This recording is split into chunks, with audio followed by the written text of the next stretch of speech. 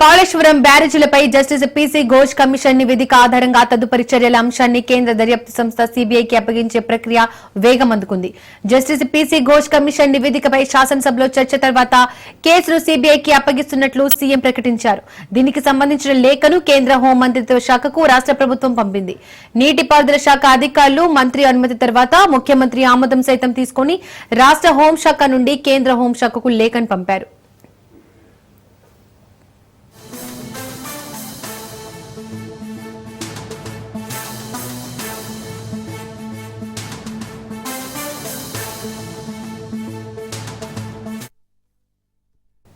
కాళేశ్వరం ప్రాజెక్టులో భాగంగా నిర్మించిన మేడిగడ్డ, అన్నారం, సుందిళ్ల బ్యారేజీల పనుల్లో అవినీతి అక్రమాల కారణంగా ప్రజాధనం భారీగా దుర్వినియోగమైనట్లు వచ్చిన ఆరోపణలపై జస్టిస్ పీసీ ఘోష్ కమిషన్ విచారణ జరిపి జూలై 31న నివేదిక సమర్పించింది.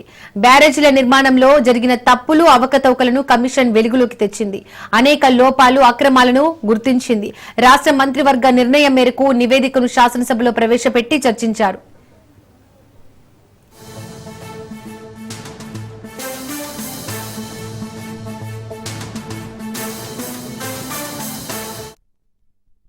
సీబీఐ విచారణకు కేంద్ర హోంశాఖ అంగీకరిస్తే కాళేశ్వరం బ్యారేజీలపై దర్యాప్తు మళ్లీ ప్రారంభమవుతోంది. మేడిగడ్డ బ్యారేజీలో చేసిన పనికి చెల్లించిన బిల్లులు, ఈ మొత్తం అంతిమంగా ఎవరికి ఎంత చేరిందన్న అంశంపై మరింత లోతుగా దర్యాప్తు చేయించాలని కమిషన్ సిఫార్సు చేసింది. కాళేశ్వరం ఇరిగేషన్ డెవలప్మెంట్ కార్పొరేషన్ పైన కూడా దర్యాప్తునకు సూచించింది. మేడిగడ్డ బ్యారేజీ 7వ బ్లాక్ ను తిరిగి నిర్మించడంతో పాటు బ్యారేజీ మరమ్మతులకయ్యే ఖర్చును నిర్మాణ సంస్థే భరించాలంది. అన్నారం, సుందిళ్ల నిర్మాణ సంస్థలకు సైతం ఇదే సిఫార్సు చేసింది. దీంతో పాటు మాజీ ముఖ్యమంత్రి కేసీఆర్ పై చర్య తీసుకునే స్వేచ్ఛ ప్రభుత్వానికి ఉందని కూడా పేర్కొంది. ఐఏఎస్ అధికారులు, ఇంజనీర్లపై చర్యలకు కమిషన్ సిఫార్సు చేసింది. ఈ నేపథ్యంలో సీబీఐ రంగంలోకి దిగితే పరిస్థితి ఏ విధంగా ఉంటుందో అన్న టెన్షన్ మొదలైంది.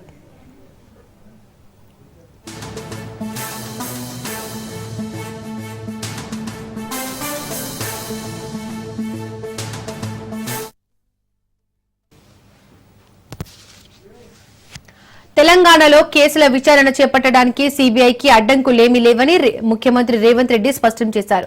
తాను సీఎంగా బాధ్యతలు చేపట్టిన తర్వాత పలు కేసుల విచారణకు అనుమతి ఇవ్వాలని, దసరాలు వస్తే వెంటనే సంతకం చేసి ఆమోదం తెలిపినట్లు వెల్లడించారు.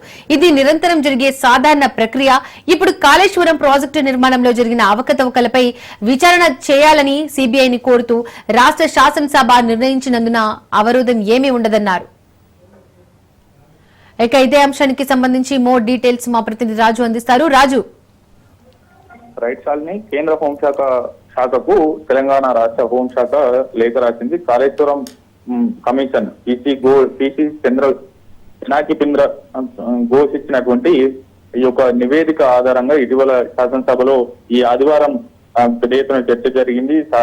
సాయంత్రం 4 గంటలకు ప్రారంభమైనటువంటి ఈ చర్చ అర్ధరాత్రి వరకు కొనసాగింది. అయితే ఇందులో అటు పీసీ ఘోష్ ఇచ్చినటువంటి నివేదిక ఆధారంగా ప్లానింగ్, నిర్వహణ వాటితో పాటుగానే నిర్మాణంలో కూడా అవకతవకలు జరిగాయనేటటువంటి ఇది తేలిన నేపథ్యంలో కూడా ప్రభుత్వం ఏ విధంగా ముందుకు వెళ్లాలనేది కూడా అటు శాసనసభలో ప్రవేశపెట్టి చర్చ లేవనెత్తినటువంటి పరిస్థితి అయితే ఉంది. ఇందులో ప్రధానంగా కూడా అటు సభ్యుల అనుమతి కోరి అందరి అభిప్రాయం తర్వాత చర్యలు ఏ విధంగా ఉండాలనేది కూడా సూచించినటువంటి పరిస్థితి అయితే ఉంది. అయితే చివరికి సీఎం రేవంత్ రెడ్డి శాసనసభలోనే ఒక ప్రకటన చేశారు. ఈ యొక్క కాళేశ్వరం కమిషన్ ఇచ్చినటువంటి రిపోర్టు ఆధారంగా చర్యలు తీసుకునే విధంగా కూడా అటు గత ప్రభుత్వంలో కీలకంగా వ్యవహరించినటువంటి సీఎం కేసీఆర్, ఇరిగేషన్ మంత్రిగా ఉన్నటువంటి హరీష్ రావు, ఫినాన్స్ మంత్రిగా ఉన్నటువంటి అటు ఫినాన్స్ మినిస్టర్ గా ఉన్నటువంటి ఈటెల రాజేందర్ పైన కూడా చర్యలు ఉండనున్నట్టు తెలుస్తా ఉంది. ప్రధానంగా సిబిఐకి ఈ యొక్క కేంద్ర సంస్థ అయినటువంటి సిబిఐకి కాళేశ్వరం కేసును అప్పగిస్తూ కూడా రాష్ట్ర ప్రభుత్వం నిర్ణయం తీసుకుంది. అందులో భాగంగానే నిన్న రాష్ట్ర హోంశాఖ ఆధ్వర్యంలో కూడా ఒక లేఖను కేంద్ర హోంశాఖకు రాసినటువంటి పరిస్థితి అయితే ఉంది. ప్రధానంగా ఇందులో జరిగినటువంటి అవకతవకలు, మరోవైపు బ్యారేజీల కుంగుబాటుకు ప్రధాన కారణం కూడా తేటతెల్లం చేసినటువంటి పరిస్థితి అయితే ఉంది. ఈ యొక్క పూర్తి స్థాయిలో ఈ యొక్క కాళేశ్వరం ప్రాజెక్టు నిర్మాణానికి సంబంధించి కూడా మొదటి నుంచి అటు తుమ్మిడిహెట్టి నుంచి కాళేశ్వరం మేడిగడ్డకు డైవర్ట్ చేయడం వరకు కూడా అక్కడి నుంచి మొదలుకొని నిర్మాణం, నిర్వహణ వీటితో పాటుగానే కుంగుబాటు వరకు కూడా ఎటువంటి చర్యలు తీసుకోవాలి, ఏ విధమైనటువంటి ఎవరెవరు ఇందులో ఇన్వాల్వ్ అయి ఉన్నారు, ఇంజనీర్ల తప్పిదమా లేదంటే రాష్ట్రంలో ఆయా విభాగాలకు సంబంధించినటువంటి ఆయా శాఖలకు సంబంధించినటువంటి ఉన్నతాధికారుల తప్పిదమా అనేటటువంటి అంశానికి సంబంధించి కూడా ఇందులో దర్యాప్తు చేయనుంది. మరోవైపు గత ప్రభుత్వం పైన కూడా చర్యలు తీసుకునేందుకు ఇప్పటికే లేఖ రాసినటువంటి పరిస్థితి అయితే ఉంది. వీటితో పాటుగానే ఈ లోతుగా ఎవరెవరి పాత్ర ఏంటి అనేది కూడా పూర్తి స్థాయిలో సిబిఐ ఎంక్వైరీ చేయనుంది. దీంతో పాటుగానే ఇరిగేషన్ డెవలప్మెంట్ కార్పొరేషన్ పైన కూడా ఈ యొక్క ఇన్వాల్వ్ చేస్తూ కూడా సిబిఐకి లేఖ రాసినటువంటి పరిస్థితి అయితే ఉంది. అయితే ఈ నేపథ్యంలో సిబిఐ ఒకవేళ ఈ యొక్క కేసును టేకప్ చేస్తే ఎటువంటి పరిస్థితులు ఉంటాయి అనేటటువంటి టెన్షన్ వాతావరణం అయితే కొనసాగుతున్నటువంటి సిచ్యువేషన్ ఉంది. Right Raju, thank you.